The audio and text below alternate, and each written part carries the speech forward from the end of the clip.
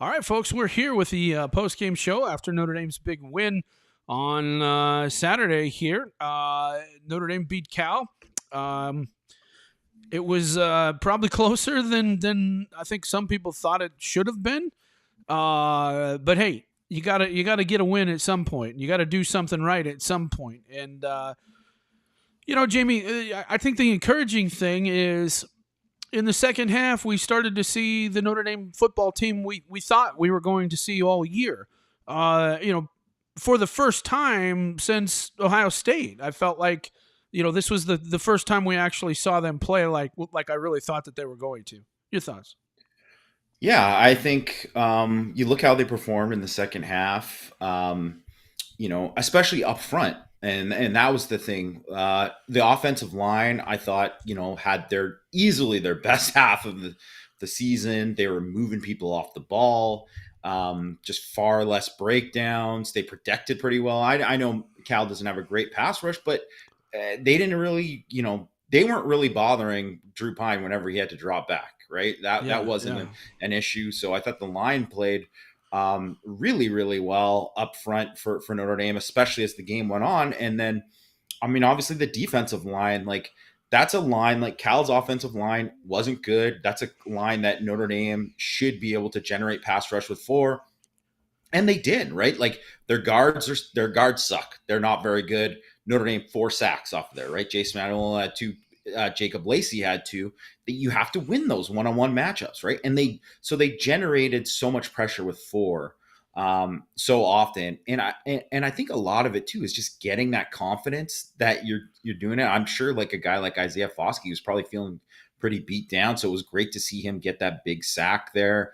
Obviously across the board, you saw people make plays on the defensive line, and I mean, it's just like a welcome sight. Like it's been pretty ugly, Mike. I mean, the first quarter of this game was um, the ugliest non-hurricane game that I've seen from Notre Dame in a long time. That was very ugly. Obviously, defensively they did fine, but I mean, offensively it was bad, and you couldn't really ask for a worse start for Drew Pine and the offense. So to see them kind of come back, and then obviously, like you can say about the one play, Mike, where they maybe got the phantom offsides call on the field goal attempt, but then there was like, I mean, that targeting, and obviously it was a dumb play by Bertrand, but just like that's just, of course, that happened in this game, Oh, I know. Yeah. and yeah, and it was just like one of those things that happened, but they still finished and they got the win. I think sometimes when a team is struggling, you just have to find a way to somehow win. And then once you win, you'll look back and you'll see, okay, we had so many opportunities in this game where we could have done things, and if we just did this better, that better, it can really kind of catapult a team. And so I'm not going to say that's going to happen yet because we've only really watched this team play well for I'd say maybe 4 quarters of football, the entire year, and so I think it's too early to say what this is going to mean. But a lot of times when you're just looking, I mean, gosh, Jamie, you think back to the Weiss games and the Willingham games and even some of Kelly's games early. They just couldn't find a way, to close these games out. And in this game, they did. And so I think that that's a little bit encouraging. And we're going to find out a little bit more as the season goes on. But the thing that stood out to me, again, was, the offensive line in the second half, I felt played the best they've played in quite some time. We're able to open some holes. We're able to run the ball. They were able to overcome a lot of the stuff that happened in the first half. And, I think we got to give Drew Pine some credit too. I mean, you couldn't start any worse than he did. Oh no, you can't. I mean, he just, Yeah. it was clearly obvious the moment was too big for him. And it just, for whatever reason, was a highly frustrating situation. And then he settled down and I think that Tommy Reese did a good job of kind of helping him get settled down a little bit. saying, well, if the quarterback isn't going to do anything, we at least ought to try and run the ball to kind of ease him in the game. I wouldn't say it was Tommy's best game, but I do think when uh, when things started to go bad south quickly, I think he kind of settled everybody down, and then once he got into the locker room, was able to make some adjustments that needed to be made. And I think that Pine just came out a better player and a better quarterback in the second half, and gave them some opportunities. But most importantly, I felt the offensive line stood up and did what they needed to do. And again, the defensive uh, front did a fantastic job getting after the quarterback. I think we anticipated that, so, but it's still good to see. It really is still good to see. But what's encouraging is the fact that Notre Dame was able to move the football on a defense that's not, I wouldn't say they're great, but they weren't horrible either. So They're pretty good. I think They're that they're decent. Yeah. and they have a good coaching staff over there on the defensive side of the ball. So it was encouraging to me, and we'll see what happens. Wanted to mention, if you have questions, just feel free to ask them in the chat. Jamie and I will be in there, answering your questions and talking about whatever topics you guys want to talk about. But I don't know. This was a team looking for something to happen, and I'm just glad it did happen. And it seemed like there's probably 2 or 3 times where you felt like the game was over, and then just things just kept coming back to haunt them a little bit. And I like the fact that they rebounded from that, Jamie. Yeah. I think the resilience of the players, I think, really kind of stuck through in this game, because there was so many opportunities for this game to get really ugly. And I think one of the underrated huge plays of the game was that Blake Groupie kicked at 40. It was 47 yards. It's not a chip shot. Yeah, it looked like it could have gone 57. Yeah, and he missed. That. Yeah, and he had missed that earlier one. I know it got taken off the board, so it doesn't count as a miss. But I don't know if you could find a Notre Dame fan who thought he's making this kick. Even Marcus Freeman's reaction was kind of like, all right, I'll take that. Yeah, they needed that kick. Yeah. And honestly, that was something that kind of turned the tide, I think, in the game, because then all of a sudden they think, oh, everything's not against us, we are in this position. And I think they know, when you're playing against a team that you're clearly better than, it's obvious. And it was obvious. They're better than Cal. They have better players than Cal. And that was just, ultimately what it came down to. And then you see guys starting to play with confidence. They started kind of becoming, the players that you kind of expected to be. And it's not to say that there wasn't things that you didn't like in this game, or things that weren't concerning, or whatnot. Obviously there was some stuff that I think, you have to look at going further, as Notre Dame progresses and they're going to play better teams, where are things going to go? All of these questions have to be addressed later on. You can't run this kind of offense every week and expect to win. It's just not going to happen. Right. Pine can't throw the ball 5 yards down the field the whole game and that's it. That can't happen. But for today, you say he just needed to get through the game unscathed, basically. And I know that where Tommy was yelling at him and it went viral, right? It was obviously, and he was, get him. And I think there's going to be a lot of people say oh, I shouldn't have yelled at that kid like that. Well, look at how he responded afterwards. Yeah, I think coaches know what players. They know what handle. their players. Yeah. And if you guys remember, Kelly did that a lot with Reese. Because he was somebody who he felt could handle that kind of criticism, and it was just interesting because usually you don't see Tommy do that, but I do think coaches know what buttons to push and what they don't with certain kids because they've coached them for a long time. And let's be honest, Pine's been around for a while. He and Reese do have a good relationship. So I'm sure, Pine's the type of guy that probably just rolled right off of his back, probably woke him up and said, hey, I got to do better here. But it was obvious something needed to change. And Tommy, at that point, uh, you got to be thinking, if you're Tommy, hey, you know, I'm going to have to pull the plug here on Pine if he doesn't respond after doing this. And I think that things got a little bit better and things started to settle down. But I don't blame Maurice for that. I mean, that kind of stuff happens all the time, and it's just 100%. yeah, it just happens all the time when somebody's playing like that. It just is, and I'll bet you $1 million Pine will be the first one to stand up there and say, you know what, I deserved everything he said Yeah. because I just did not play well. And I would be the first one to say that if I were Pine too, because he did not play well. I mean, that was about as bad a quarterback play as I think I've ever seen a Notre Dame quarterback have in that first half. And credit to Drew for bouncing back and battling through that. So I think that shows some moxie and that type of thing. They're going to have a whole new set of problems next week. And they're going to have to learn how to address them and try and find some answers. But hey, the big thing is let's just get a win here and let's build upon this momentum. And there was quite a bit of momentum. So we got a lot of comments and stuff. So we're going to hit this right away. We'll try and get through as many as we can. So, we'll just try and answer them as quickly as we can as well. This one, boy, I could not agree more with you, Michael Hahn. The linebacker play is not good. Please comment. It isn't. And It's not. it is.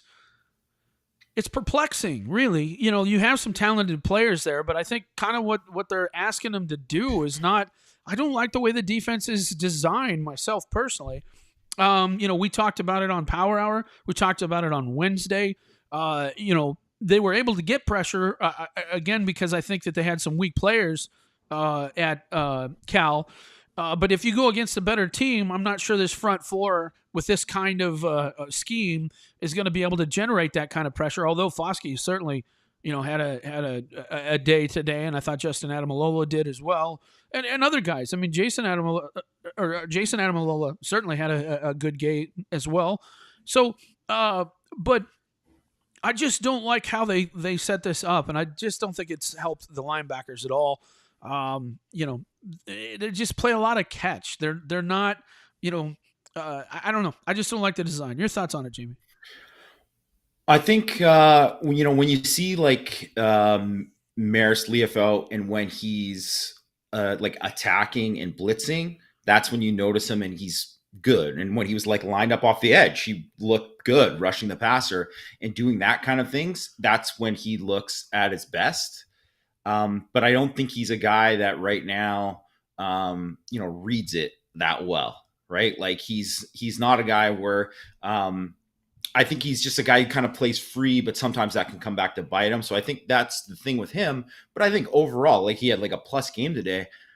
With Bertrand, I just think he's just like not it, and I don't know if it is the style or not, but like on that one big Cal run, where they kind of hit it and like they ran that kind of like power play with the guard and the tight end and they hit and it got into like a first and goal situation. Bertrand was just like so slow reacting to that. And I mean, you got to be like, it is like slow flow. You got to get to, but I don't understand. Like he was unblocked. He should have made that play. Like Notre Dame was running like a bare front on there and he was free. Yeah. Like he's got to make that play 10 times out of 10. Right. So to me, that was like the kind of the play that really described how the linebackers have been kind of really what we've seen from them is that even when they're like free and things should be there for them to make a play, they're not. Right. And I mean, they obviously, Al Golden and just did a pretty great job with linebackers at Cal. They got James Laurinaitis, who's obviously, a super accomplished, linebacker in the NFL and at Ohio State. Marcus Freeman's a linebackers coach. They have more than enough people there to kind of get it right. And I don't know if it's like personnel or whatever, if they got to switch things up there, but I just haven't liked how they played at all. Like I just really don't think those guys have played all great 3 games. All 3 games against the inside run, and it just, to me, it's like they're thinking too much or something, or they're waiting for these keys, but they're not triggering. They're not triggering and going, and they're not playing fast. And I don't think, like, even though I understand, like, JD Bertrand's not the fastest guy, but I would say that the one thing you could say about him before was that he did play fast, maybe missed some tackles, but he was there getting there. And I don't know if it's like trying to get under control too much or whatever, but even with Bo Bauer was more of a downhill guy. And I just don't see that enough from him either. So I don't know. None of the linebackers that have played, obviously they've played mostly four guys with Kaiser and Leofau as well, but none of those guys have been impressive. They haven't been very good. And that's supposed to be one of the strengths of the team. It's definitely the strengths of the defense. And I think it's been an issue. Yeah. Yeah. I couldn't agree more. Okay, next question. Mayor Draft stock is tanking with his quarterback play. I don't think it's helping, but I think, a lot of NFL teams, they know what's going on. They understand the situation and they understand what he can bring. Still doesn't feel like this team deserves to make a bowl game. It's game 3. Let's just wait and see what happens. Yeah. There's a lot more football to be played. And if people remember after the third game last year, we were all kind of scratching our head going, well, what kind of team is this? Yeah. We were all in the same boat. So I do think this team's going to improve. It's just, can they improve enough to win a bunch of these games? And I don't know. I still have some doubts about the system and offensively, and whether they have a quarterback who can execute what they want to do, and an offensive line that can execute it and not make so many ridiculously stupid penalties today. My gosh, you just can't have that. You can't have that when you got a struggling quarterback. You can't be screwing up as well or dropping balls. There's these are things that all this stuff is what's really kind of slowing down the offense. And when they stop doing those things, all of a sudden they can move the ball and score. And that's really the bottom line. Boy, I couldn't agree more with this. If I see another unathletic quarterback go to a leisurely jog for 25, 35 yards, I'm going to lose it. I don't think the guy was unathletic, but there's just no reason for a quarterback to have that many scrambles for yards. It just really isn't. And, I don't know. I just don't know what to say. Anything you want to add? Well, I just think that they're obviously not playing him as a threat at all, right? And, outside of the one where Bauer fell for the pump fake, that was the only time he ever made anybody miss, right? They obviously weren't playing that. And, ultimately, it didn't cost them if you look at it, because he averaged 5.0 yards per attempt. Like, he had a whole miserable day passing, really. And even if you think about some of the first half success that he had, like, those Cal receivers made some great catches. He wasn't really very accurate today. Plummer wasn't very good other than those scrambles. So I think, if you weigh it against what they did to kind of mess him up, on the back end, you take, you only give up those things and you take it. But yeah, you don't want to see those things. And especially like they're going to play North Carolina, and Drake May is a heck of an athlete. So they can't do that against Drake May. He'll run for like 30, 40 yards on some of those plays. Yeah. Yeah. All right. Interesting take here. Taking great comfort in Notre Dame only being 1 or 2 plays away from 0-3 now. Not too inspiring at all. Yeah, I agree. That's something that Tyrone used to say all the time. We were a couple plays away, but if you never make them, it doesn't matter. And they never did make them. So there are a lot of teams that are 0-3 or 0-4 that are 0-3 that are a couple plays away. You either make them or you don't, and they deserve the record they have. There's no doubt they deserve the record they have. So they've earned. They deserve to win this game today for sure. They did. They absolutely did. They outplayed them in the second half, and they deserve to win. But the other 2, they deserve to lose, and there was no doubt 100%. About it. So we may have a knucklehead here. We want to. We'll ban this guy. Okay. Yeah, he's gone. Let's see. Hang on. I just saw this other guy. Scott Frost is a couple plays away from still being the Nebraska coach. Yeah, exactly. Actually, Yeah. Let's see. In Bauer's outfit, no, that wasn't Bauer. That was JD Bertrand that's out. So he's the one who's out for targeting. So, um, hang on here. Mike, the captains have been a huge disappointment with penalties and horrible play. I would say, I would say if anything, the captains have been a huge disappointment that what happened in the first half should not have happened. And what happened against Marshall should not have happened. So in that regard, I agree with you. I think they've been a huge disappointment, especially this first half. I mean, there was no reason for what happened at all in this first half. And, I got to believe some of the captains stepped up and did some things that needed to be said and done at halftime. And that's why things changed a little bit. But, and I do think some of the captains have definitely made some bonehead mistakes as well. But I think sometimes that comes from, you just trying to do too much too. Your team is struggling, you're a captain and you want to step up and do something. And sometimes you do some dumb things by doing that. But, I was not impressed with the captains, especially those first, definitely against Marshall in the first half in this situation. But I do think that they must have stepped up and done something in the second half, because I don't think they would have won this game if they didn't. So anything you want to add to that, Jamie? Yeah, I mean, I don't think, if you look at Patterson, I mean, he obviously had the bad false start, but I mean, I think, I'll go back he and look played at pretty it. well. I thought Yeah. he played really well. I thought he Yeah. played really well. So, I think up front, especially too, like those guys. I think the only guy that I didn't think, that I saw just on obviously TV copy Blake. miss. No, it was Lug. Like he I missed saw him some miss guys. that. I saw him miss that one play, but I saw Blake miss a couple that were just like, wow. But I Blake also is thought, still not. Yeah, yeah, he's still not. he's thinking too He's still much. You not can, consistent. yeah, Yeah. he's thinking too much. Um, You can see it. He's just hesitant on some things. Lug, yeah. I thought, played pretty well in the run game. He made a Yeah. number of nice plays When in the he run locks game. on, he moves people in Yeah, the run. yeah. I And mean, he that's really always been did. a thing for him. Yeah. And they needed his toughness today in that regard. When they're trying to run the ball inside. And that was the first time we've really seen Notre Dame be able to run the ball inside. And Yeah. so that was encouraging.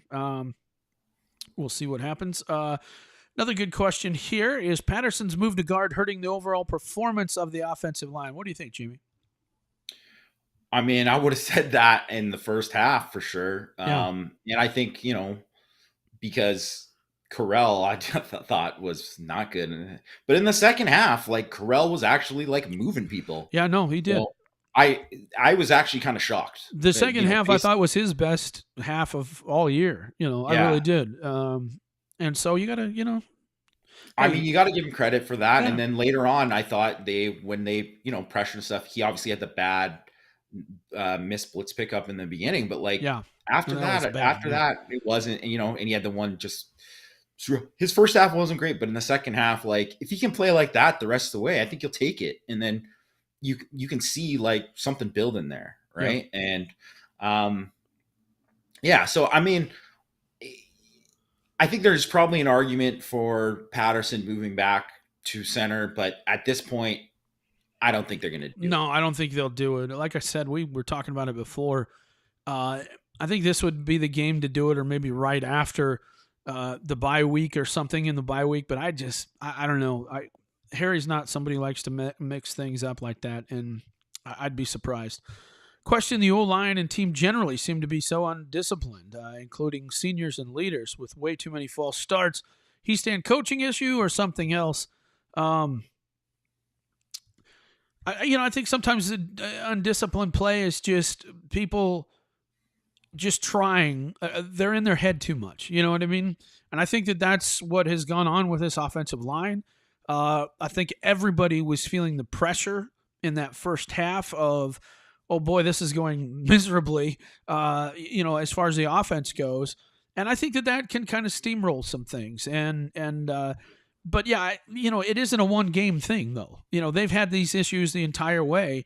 And it's sad because I think Notre Dame's played pretty disciplined until this game elsewhere.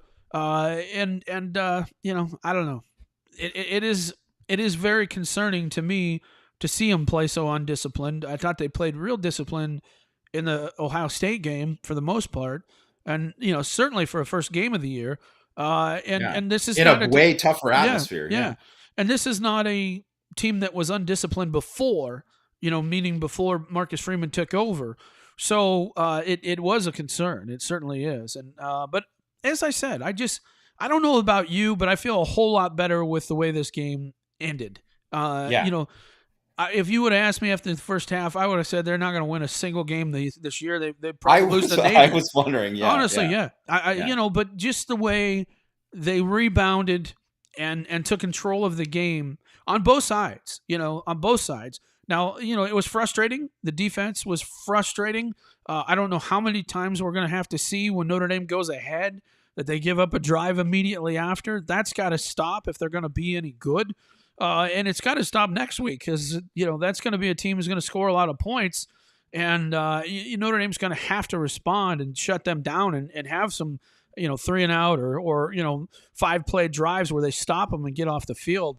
Otherwise, it's going to be a very long day next week, and I don't even want to think about it right now. So, Yeah.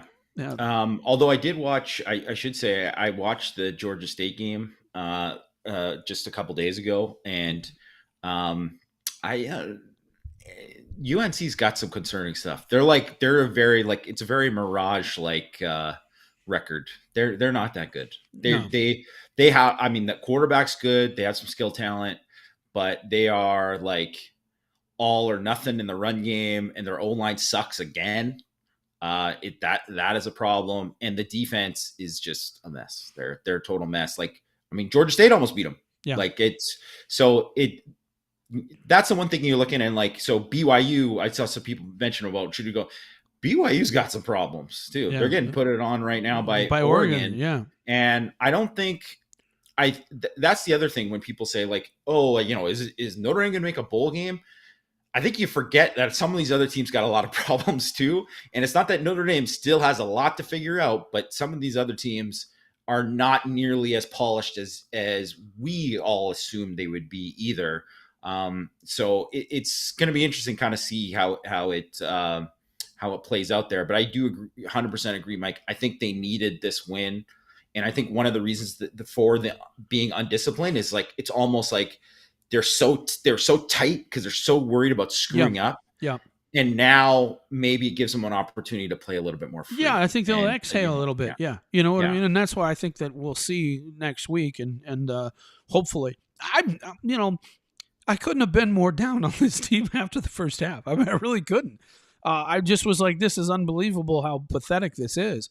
And I'm just really encouraged by what I saw in the second half. And because things were still happening that were bad, the quarterback scrambles where you thought they were going to get off the field, things like that. And, but then the defense would step up and do what they had to do. And so that's what was encouraging. Dan's got a good point here, and I couldn't agree more.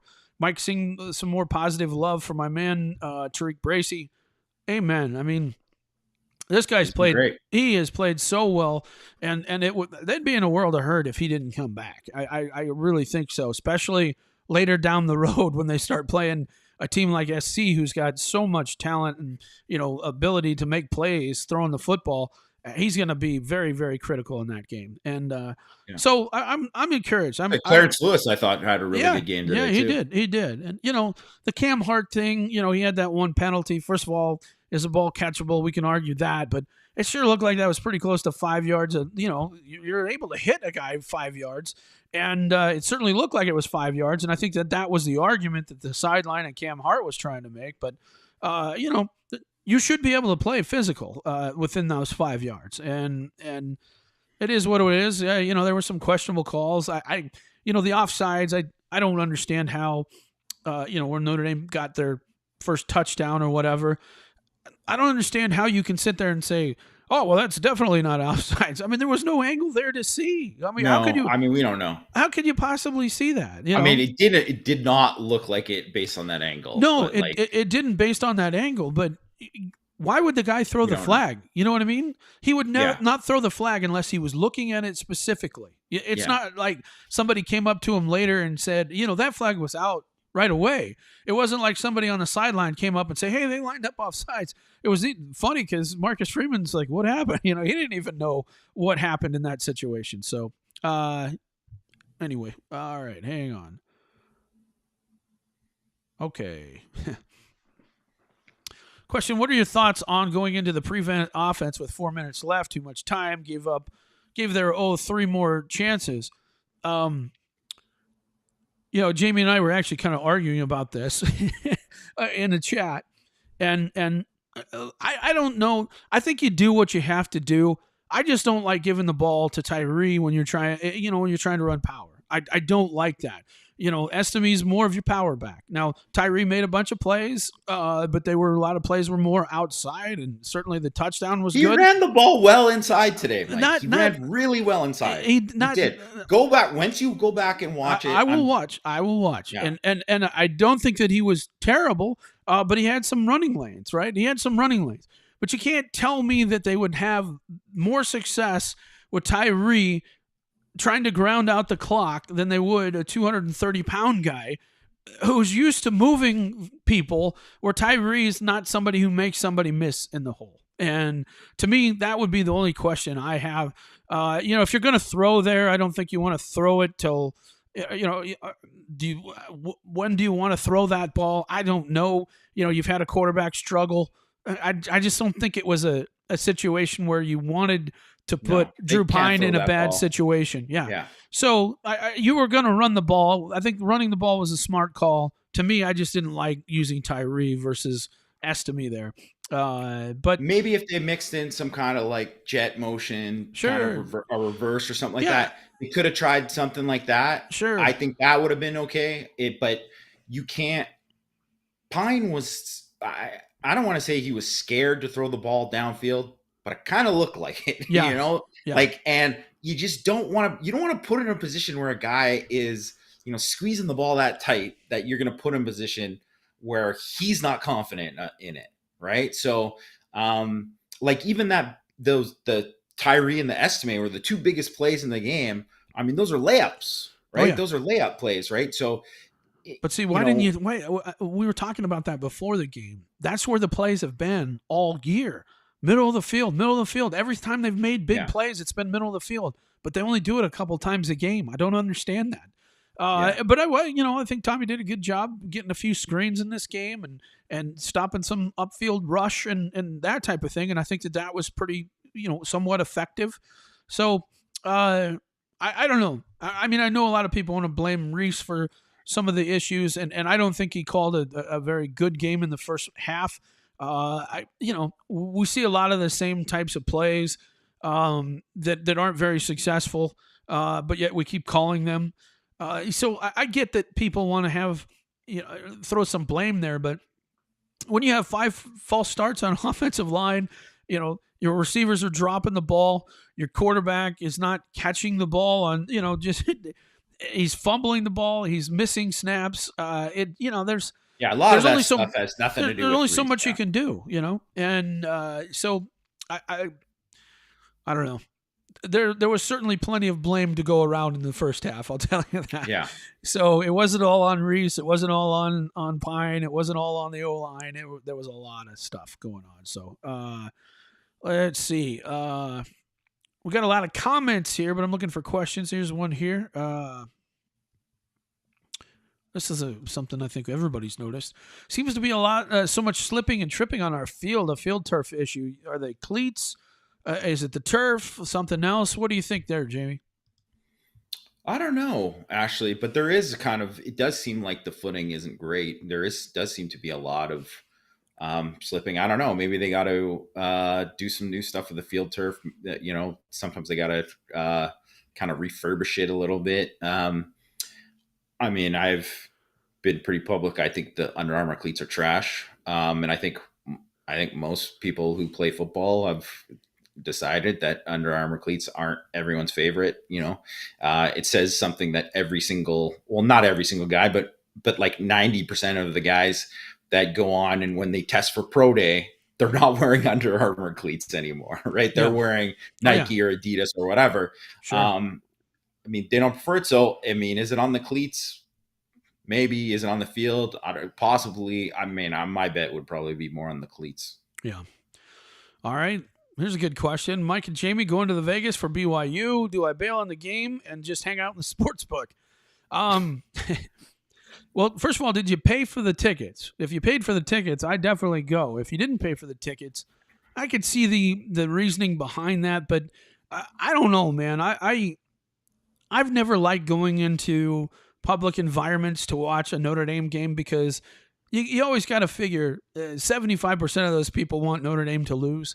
And I can't tolerate that, man. I don't want to be around a bunch of people like that. So I think if you are going to the game too, it just if you're going and you're not confident in a Notre Dame win, yeah, it would be worse to be in the sports book yeah, than it is a thing. You're going to get destroyed in the yeah, sports book wearing Notre Dame gear as your exactly. sad faces, whatever. But at least you'll be surrounded by friendly people, like Yeah, friendly Notre Dame fans, if hopefully, you go to yes. the game. So I would suggest going to the game. I was actually And going. yeah. I was actually going, but then they screwed our flights up bad. I was supposed to get in at 5 on Thursday. Now they're saying like they were saying 12:30, at night or whatever. I guess it would be morning, and then we had to leave at 5:30 in the morning on Sunday. It's like, well, that's ridiculous, man. I'm not going to pay $600 a night to do that. So I didn't. But I'm kind of disappointed. I really wanted to go. I was excited about it, but you know, I don't know. But now I am kind of glad I'm not going. And you should be glad that I'm not going. There's a reason I don't go to these away games because almost always when I go, they lose, and then when they lose, then I have to sit and think about all the money I blew going to this game to watch, and watch them get beat and all this type of stuff. So that's why I never go. But I was actually going on this one, and it just didn't. What are you gonna do? So. Peter adjusted his thing. He said, "Sorry, I meant to bail on the game and go to the strip club." Well, I can't. I can't tell you. No comment. I can't. Yeah. That's not really my. Yeah. So next question: why can Prince not see the field? Well, I think there's a lot to learn, certainly to play linebacker. But I will say that we did see Junior in there for a little bit. He was in there. We did see Tobias in there, and we did see who was the third that we thought we would see. We saw him too, whoever it was. Wasn't there a third? I thought there was. Raridan played. Yeah, Eli Raridan played. Yeah. Yeah. And he actually looked pretty good as an inline blocker there. I thought he did a pretty good job. So, throw him the ball, man, especially when you're down there in the end zone. Yeah. I'd like to see that. So, all right, let's see. I mean, there's a chance Prince might get in the game next game because Bertrand's going to be out in the first half. Yeah. So, I mean, they could just play, Leofau and, Bauer and Kaiser for the most part. I would guess that juniors probably get more of a bump in that game. That's going to be a heavy nickel game too, right? They're like 11 and 10 personnel. So Tommy has a point here, and absolutely true. Another great game by Sott.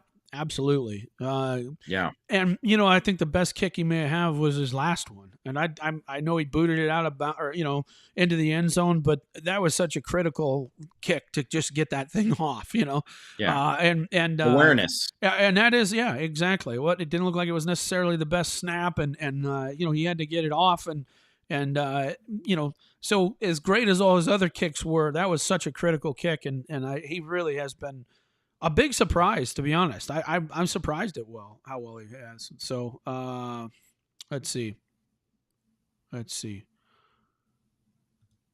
All right. If you are Freeman and Reese, don't you have to work this week to get Angeli ready to start next week? Can't continue to have an offense where you clearly hide the quarterback. Well, I think that I think you do want to make sure that your second string quarterback, has some reps and can be put in the game. And it has been my thought that, and we'll see. I think Notre Dame's going to struggle with Drew Pine as quarterback unless they can run the football. If they can run the football and do a good job of it, Jamie, you can win with Drew Pine. You can win with him. But if you cannot run the football and run it consistently, I think they're going to struggle with him as the quarterback. Oh But yeah. that does not mean that Angeli's going to be a better answer. It really doesn't. I don't think Angeli's had a whole lot of reps, and I don't think he got a ton. I know they said 60-40, this week. I doubt he got that much because they really needed to get Pine ready to go. And but I do think that you want to try and get him a little bit more reps because you just never know what's going to happen in this situation. So I do think it's something to do, but I'm not sure it would be to start him. I'd be surprised if he started, and I'm not sure that would be a good idea either. No, Because definitely not our road game for his yeah, first start. Like, yeah, and Pine did a good job. You don't want to bench somebody, right after a win. He did a good job in the second half and kind of steadied and did what he had to do, and you want to try and build on that. So, but Michael, I do agree with you that I see trouble down the road with Pine as a quarterback, but that's only if they can't run the football. I think if they can run the football consistently, you can win with him. Your thoughts, Jamie? yeah, I mean, you can win with just about anybody if you run the football and control the game the way they did in the second half there. I mean, it is pretty obvious. So when so Notre Dame was 3 of 12 on third down. 3 for 4 when it was 3 and 4 or less, 0 for 8 when there's 3rd and 5 or more. Yeah. And you just can't be, and that's not just Pine. That was obviously like Buckner. They were in jail anytime it was 3rd and long too. They had no shot. So, I mean, do you think a freshman who just went up on, working with the main team now and not with off of the scout team, he's going to do any better in those third downs? No, right? Like, I think, it's a tough situation. It's like one of those things where all these people were calling for Pine when Buckner was struggling, and then they got Pine, and they're like, "Oh, that's why he's not playing," right? Like, so it's a lot easier to suggest that without knowing that what it's actually going to look like, right? So if they think Steve Angeli is going to be better than Pine is today, I mean, I don't hesitate that they would probably play him in this next game. Yeah. But I just don't think they think that they'd be setting the team up as well without it, and they got to just kind of hopefully Pine progresses and they're able to do more with the offense. Because I don't think they can play this conservative every week. I just don't see that being possible. If they do, have to push the ball downfield. It's just going to have to, he's going to have to for sure, and he's going to have to throw it in the middle of the field too. I think one of the things, Mike, is at the end of the half, which was a dumb move by Cal's coach. They called timeout there. Notre Dame could have thrown a Hail Mary there at the end of the half, just end it. But I think they were like so worried about screwing up and doing something there that's why they're just like punt it in the half. Like they just didn't want to take a risk on anything. And probably like Pine, they're not overly confident he's getting the ball down there too, right? So sure, that's got a lot to do with it, right? So I don't think they can win like this against these certain teams, but like when there's going to be like next week, I think they're going to have to score 30 to win. And I don't think, but I think they can do it if they can run the ball. And they can do it if they can run the ball. And I think they'll be able to run this ball. I really do against North Carolina. Will they win? I don't know. I really have no idea. And again, so much of it I think is turnovers. Turnovers are going to be everything for this team moving forward, meaning how many are you going to give up and whether you can get some, because they're going to be playing in so many tight games moving forward. It's just that I don't see this offense progressing enough to where they're going to have a whole lot of comfortable leads if they have leads at all. So Matt, this is interesting. I don't know why you feel this way, but Mike and Jamie are preaching to this team that they still have a good chance at 11-2 season, including a bowl win if they clean up a few things on both sides of the ball. I'm not saying that. I don't know if he means that we are or Marcus is. I'm sure that's what Marcus is telling him. I'm sure Well, that's they what he's should be telling. preaching that. They Absolutely, should be, yeah. absolutely, it should be. Me, I'd be surprised. No, I do think that there's a chance they could win all the rest of them. I really do. But things have to get a whole lot better in a hurry. But I like what I see with the defense. I think the defense is going to get better as time goes on. I like the way the secondary is playing. They're playing with a little bit of swagger. And there's not a lot of great receivers that they're going to face this year. So I think the secondary is going to be pretty solid. It's just linebackers are going to have to play a little bit better, and they're going to have to do a better job against the run. But I mean, if you ask me right now, I'd be shocked if they got 8 wins. Could they get better? Of course they can. It would not surprise me if they only won 6, and it also wouldn't surprise me if they somehow won 10. Because I just don't think that there's a lot of great teams on this schedule other than Clemson. Maybe North Carolina, maybe BYU, maybe or certainly USC. So those two are certainly games you could lose.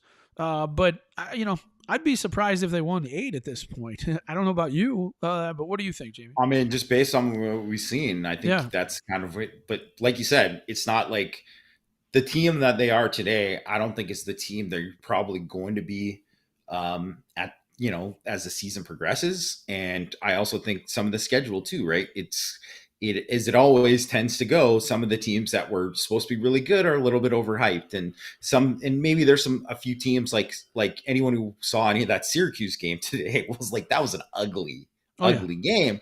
So like Syracuse might give them a hard time if they're still playing like this, but if they're playing a lot better, they might beat Syracuse by 3 touchdowns. Like, we don't know, right? So we have to just kind of wait and see, where things progress and, how they're doing. Because obviously, like, if you would have said in this game that Michael Mayer like barely touched the ball and Lorenzo Styles barely touched the ball, you'd have said, "Oh, Notre Dame got blown out."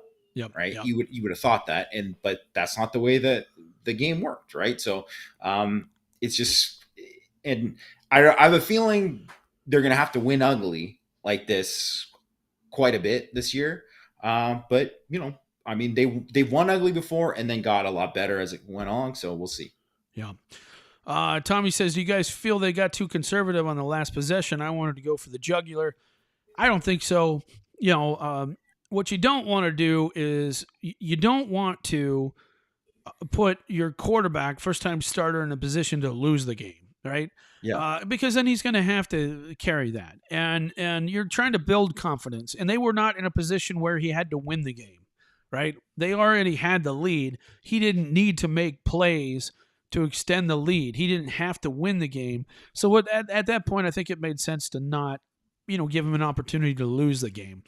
You're going to have to build on this. So I think it was a smart call. You agree?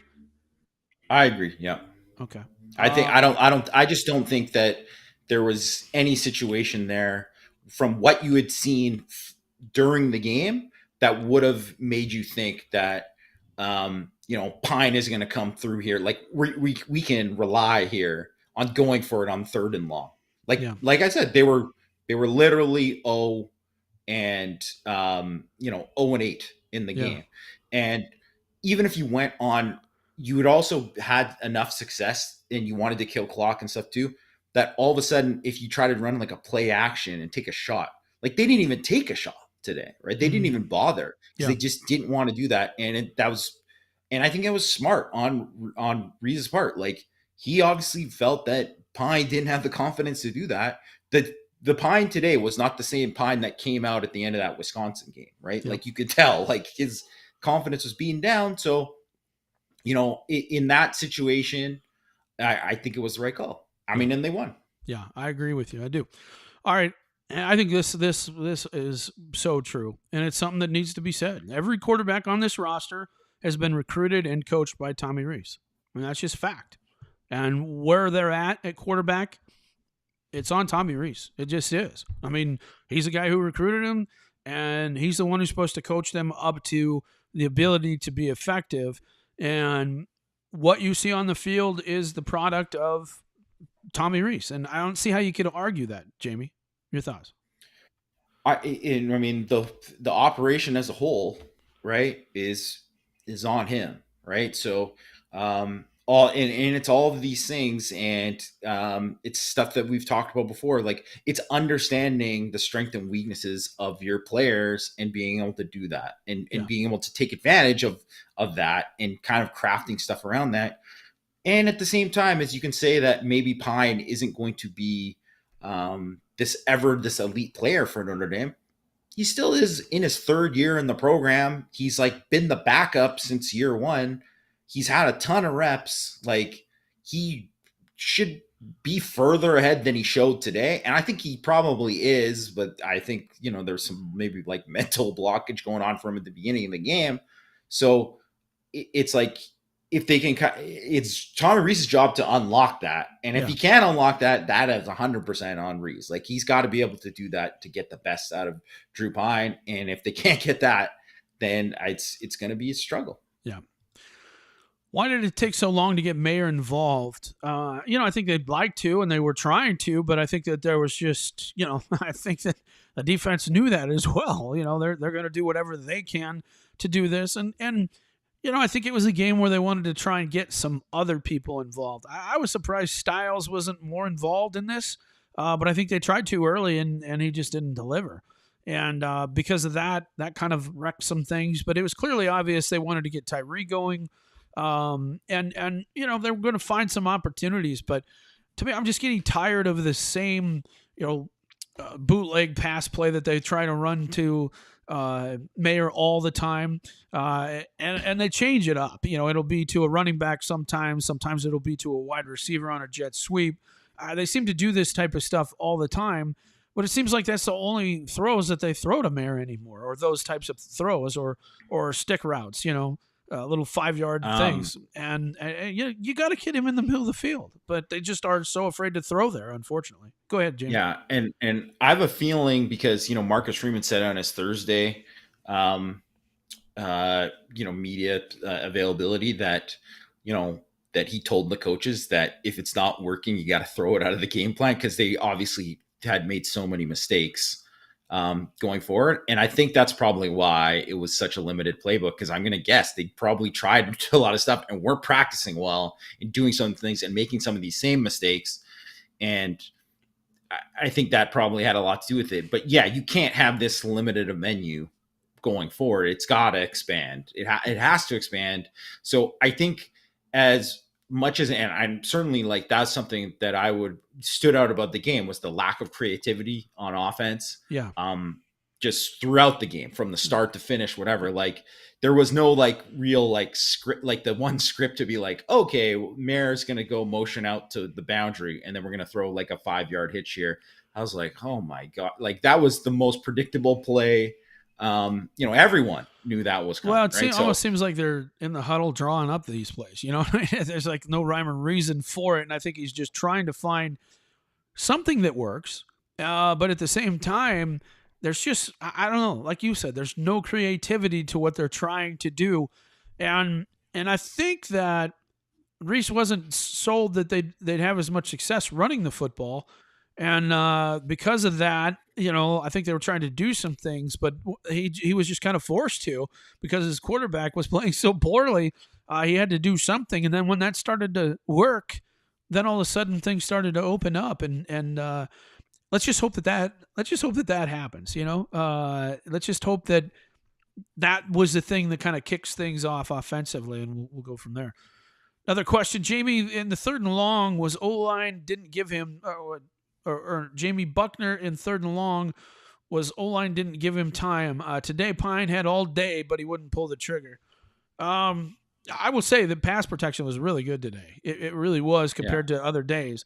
And Pine had certainly much more opportunity to throw the football with the ability to find players than Buckner did. So I do think that's a good point. Anything you want to add? I think that's somewhat fair, but also like, Buckner threw a couple picks in the game.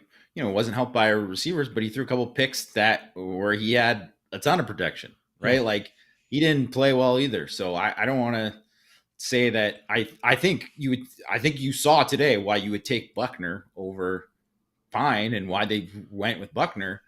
There's a lot of reasons that they went with him, but I think that also like I think they didn't even bother trying to call it because they were just like they were scared of what could happen. They were like trying to avoid all the bad plays, right? And I think that had so much to do with it because they were like, if we lose the turnover battle in this game, we're probably going to lose the game. So Yeah. that's probably why they did it. Yeah.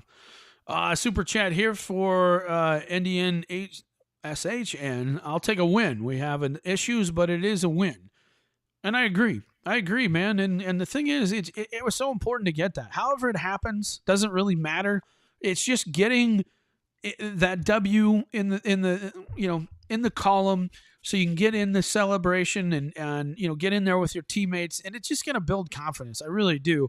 I'm not saying that this was going to be a Kickstarter and suddenly the offense is going to be great, but I do think that the way they won this game, I think is going to help with the confidence of this team.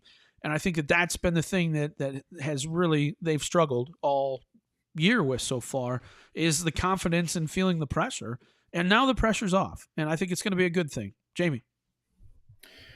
Yeah, I think there was a lot of pressure going into this game, and I think you could see it on their faces, and it's just like you could see it on Marcus Freeman's face on the last drive. He's like, "Oh my gosh, this game's not ended yet." Like, yeah, I mean, twice look like the game's over, and then it's not. Where their defense makes these great plays, and it's like these like galvanizing thing, and here we go, and it's like, oh no, it's not, right? So, I. I think they needed the win. They just needed it no matter how they got it. It's better, obviously, that they, even though they, didn't play any in a way that made you think that like, oh, everything's fixed. They're all set for the rest of the year. But the fact that they outplayed Cal and, that matters. And they won the game. They deserve to win the game. That matters. Yep.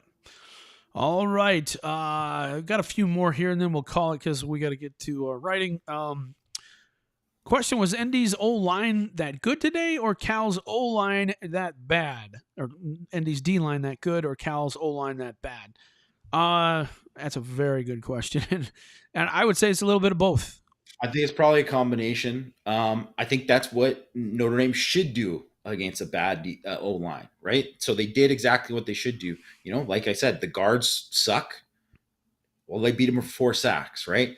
The tackles are like, even their best player is the left tackle. Well, he's a guard playing tackle. Like that guy was like an all-conference level guy at guard, and now he's got to play tackle. Well, they beat him a lot around the edge, right? So that's exactly what they should do. And I think if you look at like what they did against the run today, like, they didn't really get much during the run. They had one drive really where they had on the run, and the rest were like plumber scrambles.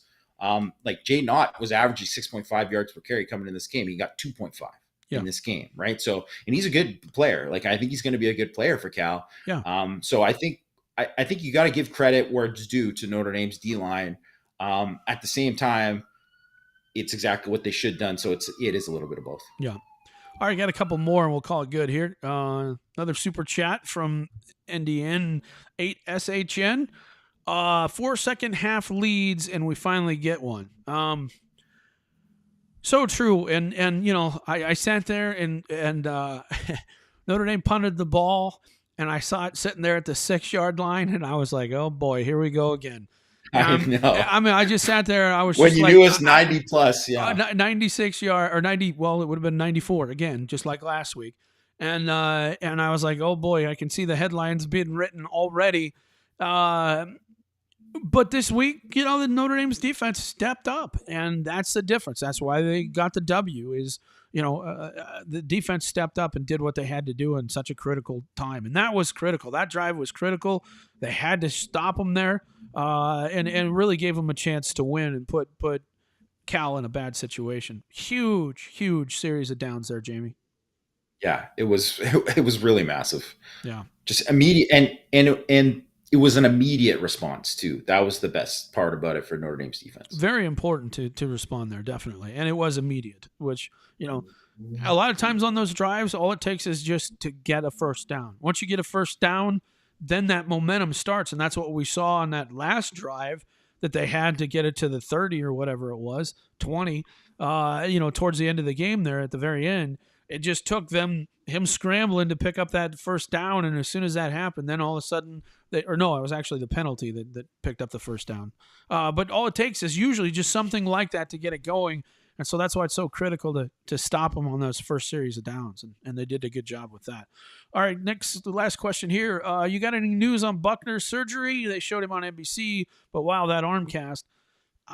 I would be surprised if we see Tyler Buckner. Certainly the rest of this year, and we'll see about moving forward. Obviously it's not his throwing shoulder. I did talk to some people, not at Notre Dame, but just some people who kind of are familiar with those injuries, and it's a tough one to overcome. It just is. It's a bad injury, and so we'll see. We'll see what happens. But Buckner's going to have quite a battle going into spring if he's healthy. If he's healthy and can compete, then we don't know. But he'll have quite a battle on his hands coming into spring because he's going to have both Pine and Angeli that he's going to have to battle as well. And who knows, maybe CJ Carr as well. We'll have to see what happens. So, all right, folks, that's going to be it for the post-game show. I hope you enjoyed that. Me and the Yama doing our thing. We'll have plenty of commentary tomorrow as far as our stories go and what we think of it. Or well, actually, yours will be up tonight. You do kind of the instant reaction. So, and then I need the time to collect my thoughts because, Yeah. As Jamie will tell you, I'm a what would you call me, Jamie? I'm an emotional guy. Let's just put it that way. I'm a highly emotional enthusiastic guy. I would say enthusiastic yeah, in all directions. Unfortunately. So yeah, I usually wait a little bit before and collect my thoughts, but Jamie's instant reaction will be up soon. Hope you enjoyed that. Thanks everybody for coming on and love your questions, and we'll look forward to seeing you more next week. We'll be on Wednesday, Jamie and I, and then of course post game again after the game. So thanks for watching. We'll talk to you soon.